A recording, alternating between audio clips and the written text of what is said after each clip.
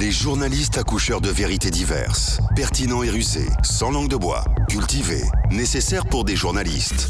Les grandes gueules, des personnalités acquises par le travail, ce qui leur donne poids et légitimité à interviewer tout le monde.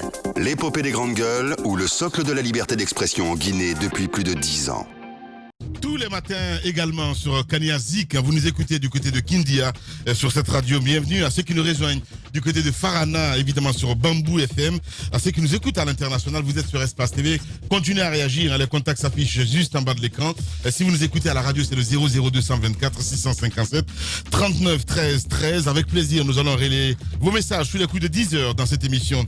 À la une, c'est définitif, le dit Titi. Les Guinéens donc se rendront aux urnes le 16 février prochain pour renouveler leur Parlement, en dépit donc de nombreuses contraintes techniques et l'impératif du respect donc des délais légaux dus au chronogramme élaboré par la CENI elle-même. Rien n'y fait. Il n'y aura aucun nouveau report de ces élections. Le coup d'envoi de la campagne électorale en vue donc de leur tenue à la date du 16 février, comme prévu, a été donné depuis minuit, suite donc à un décret pris par le chef de l'État à cet effet. C'est donc consommé à la différence de quelques partis politiques de taille moindre. Les poids lourds de l'opposition, évidemment, ne prendront pas part à ce rendez-vous électoral. Comment réagit-on à cette situation? Que pourrait-il se passer? Toutes ces questions posées ce matin par Aboubacar Diallo. Nous allons joindre dans un instant Aliou Condé de l'UFDG qui va intervenir un peu plus tard. Amadou Damaro Camara, une autre invitée exceptionnelle ce matin, mesdames et messieurs, il est jeune, c'est monsieur Mori Kaba, coordinateur donc, du parti IDIR aux élections législatives. Il sera en studio dans la deuxième partie de cette émission. Victime du déguerpissement donc de Caporo et de Kipé, de Demes, pardon, fulmine contre le ministre de la Ville et de l'Aménagement du Territoire. Les déclarations donc faites par celui-ci en début de semaine, dans le cadre de la conférence bilan des acquis de son département, a eu le don évidemment de faroucher davantage. Elle dénonce un tissu de mensonges cousus donc de fil blanc. Qu'est-ce qu'elle reproche à la communication du ministre Ibrahima Kourouma? Maître Alpha Yaya Dramé, avocat de victimes, il sera en direct ce matin dans notre émission. Le temps pour notre réalisateur évidemment de joindre dans un instant évidemment monsieur Aliou Condé qui va intervenir sur cette antenne dans les grandes gueules. Et puis on va essayer de faire un saut aussi sur la plateforme, le 657 39 13 13. Beaucoup de réactions ce matin avec les auditeurs évidemment. Vous êtes très nombreux à réagir sur le 657 39 13 13 avec plaisir. On va essayer de faire quelques lectures. Ça bug, voilà, mon cher réalisateur. Abakar, le temps aussi de joindre Aliou Condé qui va intervenir dans un instant. Oui, moi j'ai écouté Jacques. Ce qui me fend le cœur, c'est que quand on est à même de soutenir l'idée qu'on peut se permettre de mal faire les choses, parce que in fine, ça donne le même résultat. Moi, je ne peux pas être d'accord, Jacques. Vous ne pouvez pas nous dire ici parce que le Parlement, il a été ceci, il a été cela, et il a été un Parlement monocolore, les députés n'ont pas été à la hauteur de la confiance placée en eux par les populations, parce qu'au Parlement, ils sont les représentants du peuple. Ce n'est pas pour cette raison, ce n'est pas pour autant qu'on doit. Non, oui, c'est son avis. J'y réagis. Voilà, non. J'y réagis. C'est mon droit aussi. J'y réagis. Ce n'est pas pour autant qu'on peut faire la promotion de la médiocrité, qu'on peut encourager de faire mal les choses, d'organiser des élections à l'as de pique. Ce n'est pas possible. Ce n'est pas possible. Je n'encourage pas. Mohamed Mara a insisté. C'est une lecture que je fais. C'est une lecture que j'ai fait. Ces députés-là ne nous ont pas bien représentés. Ils ne nous ont pas bien représentés. Ce n'est pas parce que... Qu'est-ce qu'il dit que notre participation à un Parlement demain va changer quelque chose? Je n'encourage pas, je n'ai pas dit ça. Allez, nous allons partir sur le terrain. Monsieur Aliou Condé en direct. Bonjour, monsieur Condé, bienvenue chez les Grandes Gueules. Bonjour. Merci. Les Grandes Gueules. Merci de nous rejoindre, monsieur Condé.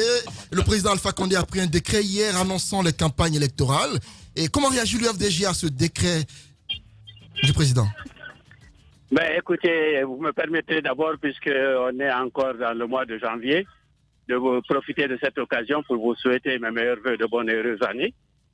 Deuxièmement aussi, vous féliciter pour le travail que vous avez fait pour le développement de votre médium.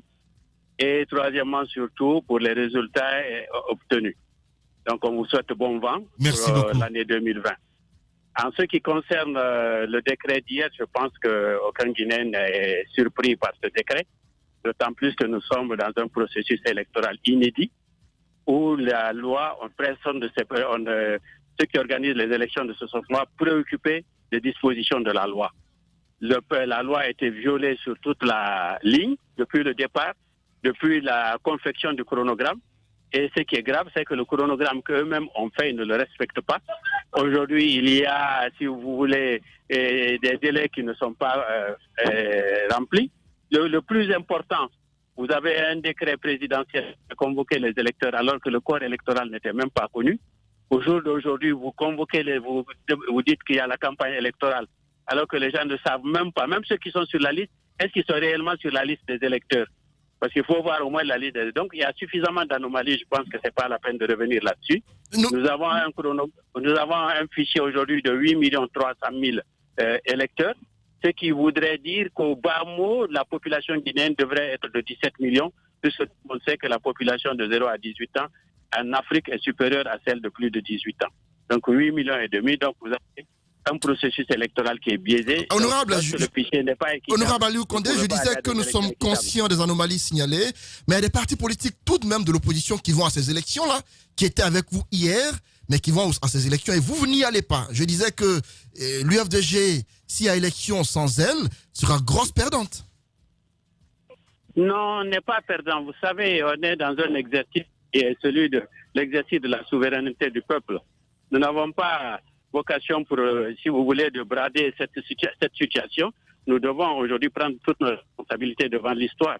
Un fichier électoral de 8 300 000, avec tout ce que vous avez vu comme quoi, l'UFDG ne veut pas s'associer à une telle mascarade. Si nous prenons la bonne gouvernance, les bonnes pratiques, il va de soi quand ces bonnes pratiques sont violées, il faut qu'on les dénonce.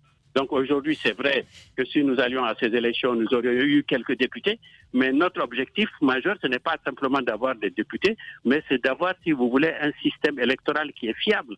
Et si ce n'est pas le cas, nous devons le dénoncer et lutter pour faire en sorte qu'on puisse avoir un système qui est fiable. Parce que vous savez, lorsque le fichier n'est pas équitable, c'est la paix du pays dans le pays qui est menacée. Et donc, je pense que cet enjeu est nettement supérieur à celui d'avoir quelques strapontins au niveau d'un Parlement, où lorsque c'est la même chose, vous l'avez dénoncé tout à l'heure, le Parlement n'a plus rien fait parce que le Parlement est aux ordres. Nous avons une gouvernance aujourd'hui où il y a un seul qui commande, le président de l'Assemblée nationale, toutes les institutions sont inféodées.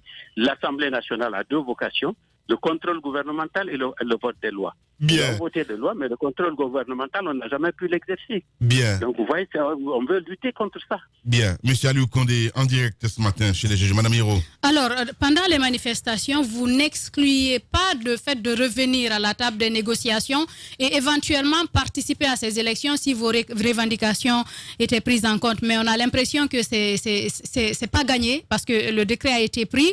Et qu'est-ce qui va désormais se passer? Jacques disait quelque chose tout à l'heure.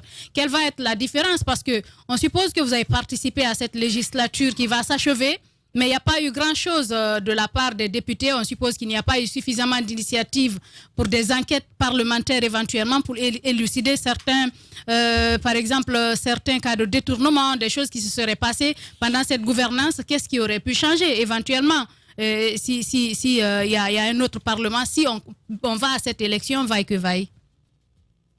Madame Hiro, tant que la gouvernance ne change pas, nous obtiendrons les mêmes résultats parce que les mêmes faits produisent les mêmes effets. Je vous ai dit tout à l'heure que toutes les institutions sont inféodées au pouvoir central. C'est lui seul qui commande. À l'Assemblée nationale, nous avons fait des requêtes pour qu'il y ait des enquêtes parlementaires, qu'il y ait des informations, des missions d'information, que les ministres viennent, qu'il y ait des questions aux ministres, au moins une journée. C'est écrit dans le règlement intérieur de l'Assemblée nationale, qui est une loi organique, que les ministres doivent se prêter aux questions des députés, au moins une séance par semaine. Mais tout ça, c'est mis de côté. Et quand vous en parlez, allez, si aujourd'hui le président de l'Assemblée nationale était d'accord, vous pouvez aller en enquête, vous verrez les tas de dossiers qui sont déposés chez lui, les différentes demandes pour aller. Je prends par exemple mon exemple, quand j'étais à la commission des transports, pour avoir été quelqu'un des transports, nous avons demandé à avoir accès à tous les marchés relatifs aux travaux publics. Mais monsieur le président de l'Assemblée nationale n'a jamais transmis ces requêtes. Et la loi dit que c'est lui qui doit saisir le gouvernement. Donc le député ne peut pas s'autosaisir. Donc c'est toute cette gouvernance qu'il faut qu'on change. Si les institutions ne jouent pas leur rôle, effectivement, on a ce qu'on a aujourd'hui. Vous avez vu toutes ces lois. Prenez le cas de la Cour constitutionnelle. Elle a été saisie par les 7 commissaires de la CENI pour expliquer qu'il y a on a violé l'article 144 qui dit que les dépôts de candidature doivent être faits 60 jours au moins avant la date de choses. Mais ça n'a pas été le cas. Ils ont fait le recours et vous avez vu la Cour constitutionnelle qui est en train de publier les listes. Donc elle est saisie, mais elle fait fi de la loi. Bien. Donc le problème est à ce niveau. Donc, oui, alors la première question de Mme Yoro, allez-y. La première question, M. Condé, c'était que peut-être vous espériez que vos revendications soient prises en compte. Ce n'est pas le cas. Là, la campagne va commencer. Qu'est-ce que vous allez faire? Qu'est-ce que nous allons faire? J'espère que vous avez écouté le communiqué du FNDC hier. Et comme nous sommes membres du FNDC, donc nous sommes partie prenante de ce communiqué.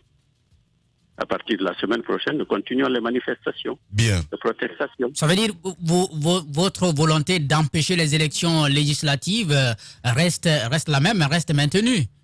Elle reste maintenue, évidemment, parce que vous savez, la victoire, elle appartient au peuple qui lutte. Hein. Si vous ne luttez pas, vous vous asseyez à la maison. Mais écoutez, la gouvernance, elle ne demande pas mieux, elle déroule tout simplement son programme. Si aujourd'hui, cette gouvernance, l'administration est complètement inféodée, vous avez vu ce processus électoral, comment le ministère de l'administration du territoire s'en est approprié, ce n'est même pas la CENI. Les CENI, c'est devenu des marionnettes, ils obéissent à ce que l'administration est en train de faire. Vous avez vu le comportement des forces de l'ordre, toutes les vidéos et tout ce qui se passe, quand on interdit des manifestations en Haute-Guinée. Aujourd'hui, qu'on libère les manifestations à Cancan ou à Tigri, vous verrez, les dernières élections communales sont là pour attester que le RPG est suffisamment contesté dans ses bases, mais avec une administration omniprésente, avec les forces de l'ordre qui ne respectent pas la déontologie, que voulez-vous qu'on ait? Alors, il ne s'agit pas de croiser les bras et rester à la maison ou bien se lamenter sur son sort. Il s'agit de se lever et par les moyens... Mais aujourd'hui, il y a cette question honorable. Comment empêcher? Parce que les manifestations, nous les avons vues cette semaine et elles tendent à devenir assez violentes. Est-ce que c'est sur cette lancée-là on va continuer pour obtenir le recul du pouvoir? Notre communiqué est très clair. Nous continuerons à partir du moment où le pouvoir nous interdit des zones comme si nous étions des citoyens de seconde zone, où nous ne pouvons pas aller manifester à Kaloum, où nous ne pouvons pas être reçus au Palais du Peuple, ou à Cancan, on ne peut pas faire la manifestation, ou à Dabola, où tout dernièrement, bien que le maire ait autorisé la manifestation a eu lieu, ils ont reçu des injonctions du pouvoir qu'il faut l'interdire. Donc on a pris tous les responsables, ils sont aujourd'hui arrêtés en prison à Farana. Vous comprenez qu'on ne va pas croiser les bras et les regarder faire. D'un point de vue technique. Maintenant, nous manifesterons chacun dans sa zone. D'un point de vue technique, honorable, à quel type d'élection peut-on s'attendre? Je sollicite le regard de quelqu'un qui connaît un peu le processus électoral. Nous avons aujourd'hui, on n'est plus dans le cadre des délais légaux.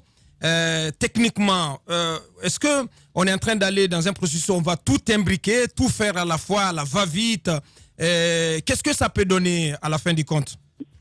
Mais vous-même, vous venez de dire qu'on fait une élection à la va-vite, on n'a pas de charge, on ne se préoccupe pas des délais légaux, on va tout droit vers le siège, on va organiser des élections, et eux-mêmes l'ont dit, la campagne partout, ils vont se donner un parlement où ils ont le minimum, les 2/3 des députés, comme ça ils vont plus s'affubler de l'UFDG ou d'autres, les lois organiques, ils vont modifier toute la constitution, ils vont modifier toutes les lois organiques et remettre les lois qui sont à leur faveur. Si évidemment le coup réussit. Mais évidemment, il faut compter aussi avec nous sur le terrain qui sommes opposés à cela. Et nous pensons que la majorité des Guinéens ne sont pas pour ce processus. Il y a une majorité silencieuse qui ne s'exprime pas. Il y a une majorité et une minorité active qui est là, qui est active sur le terrain. Et vous avez en face maintenant le pouvoir d'État qui est en face. Mais écoutez, si vous ne luttez pas, vous n'avez pas à vous plaindre. Faut aller au charbon. Bien. Alors, M. Condé, par rapport au recours que vous aviez déposé concernant l'installation des conseils de quartier et de district, la Cour suprême, je crois, vous avez donné raison et avait intimé aux concernés, les personnes concernées, de procéder à l'installation de ces conseils de quartier et de district. Où est-ce qu'on en est aujourd'hui? on en est aujourd'hui. Nous avons pratiquement fini. Nous avons collecté la plupart des résultats, une bonne partie des résultats. Et nous avons fait des circulaires et nous allons commencer à demander aux maires d'installer nos chefs de quartier conformément à l'arrêt de la Cour suprême. Mais je voudrais aussi vous dire qu'on a plein de recours au niveau de la Cour constitutionnelle par rapport à tout ce qu'on a constaté comme irrégularité dans ce processus électoral. On ne se fait pas d'illusions, c'est ce que la Cour va dire, puisque je vous l'ai dit tout à l'heure, elle a été saisie pour ces délais qui n'ont pas été respectés par la CENI, mais elle n'en a pas fait cas et elle a validé les listes qu'elle est en train de publier, alors que toutes les listes étaient fort closes. On ne devait pas les publier. Bien. Donc on est dans un système où il y a un seul qui guide et qui donne la direction et tout le monde se met au pas. Mohamed Mara parlait... Nous, on n'est pas prêt on ne se met pas au pas. Oui, Mohamed Mara parlait d'attaquer ce décret au niveau des tribunaux. Est-ce que vous allez le faire au sein de l'UFDG? Je ne parle pas de FNDC, parce que quand vous dites que... Non, on va le faire. Ouais. Chaque fois qu'il y a le droit qui est violé, nous le faisons. À chaque fois que le droit est violé, nous le faisons. Mais nous savons que le droit ne sera donc pas... Vous allez attaquer ce... Donc vous allez attaquer ce décret qui ouvre... qui fixe... à la Cour suprême. D'accord. Il sera attaqué à la Cour suprême. Nous allons déposer, même avant-hier, on a déposé les recours par rapport à toutes les irrégularités du processus à la Cour constitutionnelle. Bien. Déjà déposé. Alors peut-être dernière question sur ces informations qui ont circulé il y a quelques jours. On sait bien que la cellule d'Alain Diallo est revenue là-dessus. Il a balayé tout cela d'un revers de main. Antoine insistait là-dessus ce matin. Il semble, selon quelques observateurs, que à l'interne, des voix se sont élevées plutôt au sein de l'UFDG pour quand même ne pas protester contre la décision prise par le directoire de ne pas aller à ces élections. Est-ce qu'une telle situation a prévalu au sein de votre parti? Non, ce n'est pas exact. Il y a eu, avant la décision, un débat où chacun s'est exprimé. Effectivement, il y a eu plusieurs avis, dont deux principaux, ceux qui voulaient qu'on aille aux élections et ceux qui pensaient que ce n'était pas une bonne chose avec un fichier tronqué. On va aller réduire l'UFDG à 10% de son potentiel électoral et on va avoir des députés qui n'auront aucune influence sur le processus. Et ce qui était plus grave, on va valider un fichier électoral qui va être utilisé pour les présidentielles et pour les années à venir. Et donc, comment vous comprenez qu'on aura des élections transparentes pour les années à venir si ce fichier est validé? Donc, le débat a eu lieu au sein du parti, chacun s'est exprimé et finalement, la majorité a opté pour ne pas aller et avec avec de la pédagogie, on a expliqué aux autres que vraiment la meilleure solution était celle-là et finalement, tout le monde a fini par y adhérer et tout le monde s'est aligné derrière cette décision. C'est celle que nous avons appliquée. Mais après, maintenant, dire qu'il y en a... Elle n'a pas été imposée. Elle n'a pas été imposée, donc elle n'a pas été prise par le leader lui seul. Toutes les grandes décisions à l'UFDG sont discutées au niveau des instances, des structures. Chaque fois. C'est pour cela que nous mettons du temps à sortir une décision, parce que c'est un grand parti. Il va de soi que certains, par exemple, je peux vous le dire, disent, mais écoutez, les fiefs, par exemple, qui est la Moyenne-Guinée, il ne faut pas laisser ces députés à d'autres petits partis qui vont venir les prendre, les rafler. On va perdre de l'influence dans cette zone. Mais évidemment, y aller, c'était cautionner ce fichier parce qu'il y a la liste nationale qui est la même élection qu'une élection présidentielle, avec un fichier de 8 millions, avec la répartition spatiale par région que vous avez vu, vous comprenez très bien où on va. Et quand vous avez un vote par procuration qui n'est pas bien encadré en République de Guinée, donc tous ces mineurs, vous savez que c'est leurs parents qui vont voter pour eux. Et donc le résultat est connu d'avance. Bien. Donc nous luttons contre ça. Toute dernière question. Dans le communiqué du FNDC qui a été rendu public hier, vous motivez la suspension de votre mot d'ordre par le fait qu'il faut permettre aux Guinéens de se réapprovisionner. Secondement, il faut enterrer les morts dans le calme. C'est ce qui est indiqué dans le communiqué. Comment cela va se passer? Je parle de l'enterrement des morts dans le calme. Le comité d'organisation est en train de plancher sur la question. Et puis, le jour définitif, il y a des propositions de dates qui sont faites, mais un communiqué sera publié à la matière pour dire comment les choses doivent se faire. Bien. Merci beaucoup, Monsieur Condé. Monsieur Condé. Je vous en prie. et bon vent à la Guinée. Bon vent à vous aussi. Aliou Condé, évidemment, de l'UFDG en direct ce matin. On va revenir dans la deuxième partie de l'émission. Nous allons joindre Amadou Damaro Camara. Il est de RPG Arc-en-Ciel et en studio. Maury Kaba, je vous conseille forcément de rester à l'écoute de la radio sous le coup de 10 heures. Il est coordinateur d'un nouveau parti politique, UDIR, donc qui est d'ailleurs partant pour les élections législatives. Moussa Mouissila, bonjour. Bonjour Lamine, bonjour à tous. Voilà, on revient à 10h. Longtemps, j'ai cherché d'où provenait cette force. Cette force qui nous pousse à rentrer dans l'arène. À balayer d'un revers la pression qui nous submerge. Une détermination de fer dans un gant de velours. Écouter, motiver, recadrer, ajuster sans cesse les moindres détails, les petits riens qui transforment les rêves en exploits. Pour certains, cette force vient d'en haut. Pour d'autres, elle vient de l'intérieur. C'est ce qui nous rassemble. Ce langage qui nous unit, ce qui nous permet d'amener une équipe vers le succès, sous les applaudissements de nos fans. J'ai longtemps cherché d'où provenait cette force, et la réponse est une évidence. Adafo Média, l'excellence, la perfection, la précision, la référence de la sous-région. Adafo Média, le futur, vivons-le ensemble.